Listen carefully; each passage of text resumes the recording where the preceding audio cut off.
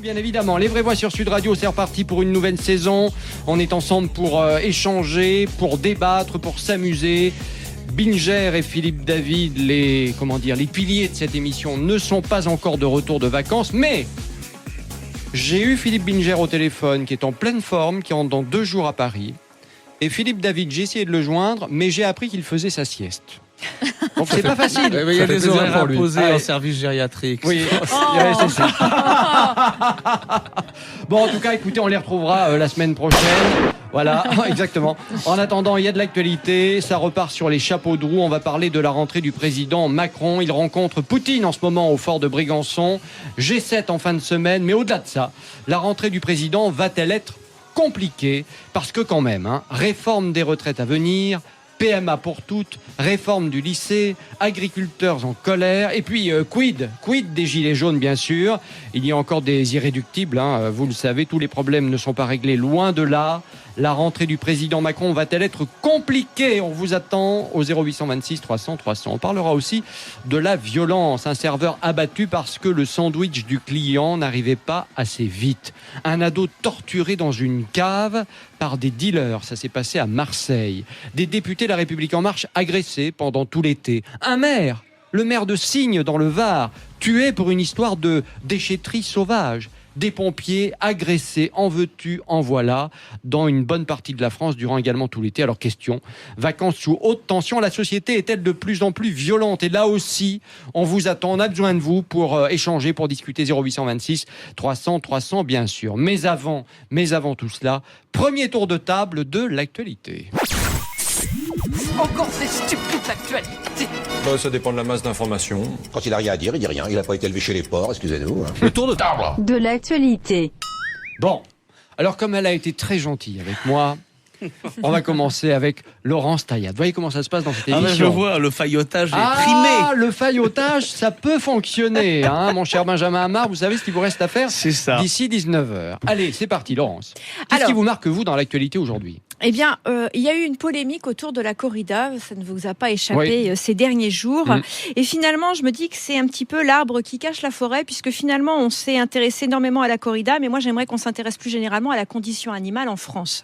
Et en l'occurrence, il s'avère que l'Europe a émis une directive depuis 1998 demandant à ce que l'on respecte la sensibilité animale et donc des droits de l'animal. Et la France s'arroge un certain nombre de dérogations pour effectivement pratiquer la corrida, qui, je le rappelle, est interdite partout en France, sauf dans les départements où elle est traditionnellement pratiquée. Oui, c'est vrai, c'est la loi. C'est la loi, qui s'arroge aussi des aménagements pour certaines pratiques de chasse. Je parle de la chasse à la glu ou du déterrage, ou qui s'arroge aussi d'autres aménagements, notamment pour l'abattage confessionnel, puisque pour pouvoir abattre de façon halal ou cachère, eh bien les animaux restent parfaitement conscients alors qu'on pourrait les étourdir. Donc en réalité, la France est très nettement en retard dans le traitement de la condition animale, se permet des dérogations par rapport à ses propres lois, mais aussi par rapport aux directives européennes. Et je pense qu'il serait temps que si on veut, nous, se considérer comme étant des humanistes et des personnes qui sont en état de pleine conscience, on ne peut pas aujourd'hui traiter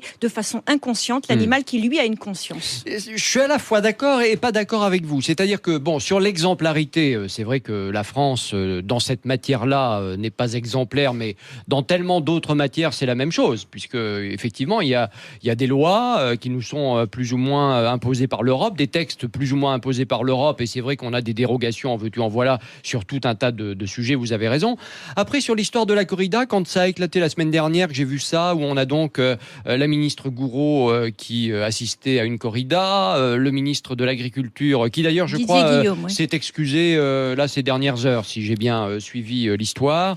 En tout cas, là je suis un petit peu plus partagé, parce que malgré tout, on peut toujours critiquer, dire qu'on est contre, etc. Je peux l'entendre.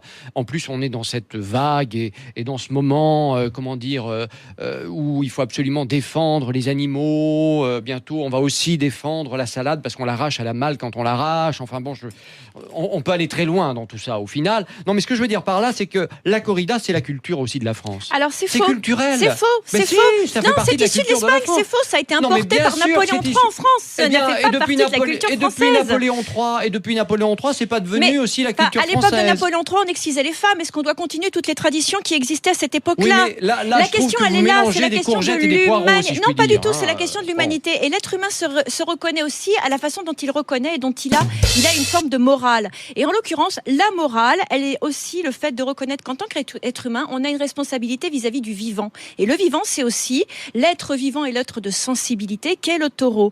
Et en l'occurrence, pour moi, il s'agit d'une sorte de sadisme. Mais ce sont des taureaux qui sont élevés expressément pour ça. Parce qu'à ce moment-là, de toute façon, étourdissement ou pas étourdissement, il faut plus non plus manger d'animaux. Et puis on retombe toujours dans les mêmes rengaines défendues par Caron et par d'autres. C'est faux. France. Je pense qu'il y a un juste milieu. Il y en a marre maintenant. C'est-à-dire qu'on élève des animaux pour les manger et en l'occurrence, on est censé leur offrir un traitement humain, c'est-à-dire du moment où ils naissent au moment où ils sont abattus. Et il y a des règlements pour ça qui sont censés être respectés. Et quand je parle de l'abattage rituelique, on a bien à un moment une rupture justement de cette forme de moralité et de respect de la règle. Donc le problème, il est bien là, c'est qu'en fait, il faut arrêter que pour des raisons de culture, de tradition ou pour des raisons religieuses, c'est-à-dire des raisons qui sont d'une certaine forme dogmatiques pour les trois choses, qu'on accepte des dérogations au bien-être animal. Jean Dorido, ça vous choque, vous, cette histoire, ces ministres qui sont allés effectivement voir ce taureau se faire tuer sous leurs yeux? À titre personnel, ça voilà, il faut le dire, ce qui me choque, c'est la corrida, effectivement. Je trouve ça complètement indigne de martyriser un animal. Vraiment, je trouve ça, mais vraiment, je n'ai pas de mots pour décrire vraiment mon sentiment de profond dégoût pour cette, effectivement, tradition. Et puis, j'ai une pensée pour les enfants qui sont initiés par leurs parents à leur tauromachie. La protection des droits de l'enfant est quelque chose d'essentiel et de fondamental. Enfin, vous avez vu quand même sur les images comme moi, les arènes étaient pleines à craquer. On ne peut pas dire que les Français ne s'intéressent pas à la tauromachie. C'est un vrai succès populaire et je pense que si on remet un jour en France la peine de mort et que les exécutions capitales sont diffusées à la télévision, je vous prédis un audimat absolument colossal. Je ne pense pas que le succès populaire soit un gage d'intérêt. Et sur les enfants, le jour où il n'y aura plus de torero, il n'y aura plus de tauromachie. Et c'est vrai que l'initiation des enfants, notamment des apprentis toreros à cette boucherie, c'est vraiment le cas de le dire, c'est quelque chose de grave et qui viole les droits fondamentaux de l'enfant. Et vous êtes psychologue, donc je pense que vous allez pouvoir me confirmer qu'effectivement ça correspond à une forme de perversion, de sadisme et de voyeurisme. Alors en bon psychologue, je ne juge pas les personnes qui aiment ça, je m'en garde bien, je ne peux qu'exprimer ma position personnelle qui effectivement, je déteste la corrida, je la vomis. Benjamin Amar, quel est votre sentiment? Écoutez, en tout cas, moi, là où je rejoins madame, c'est sur l'argument que l'idée qu'une tradition culturelle justifie une pratique dans l'absolu, ça je le rejette complètement. Vous savez, l'argument du culturalisme ou l'argument de la tradition culturelle pour justifier dans une position d'autorité quelque chose.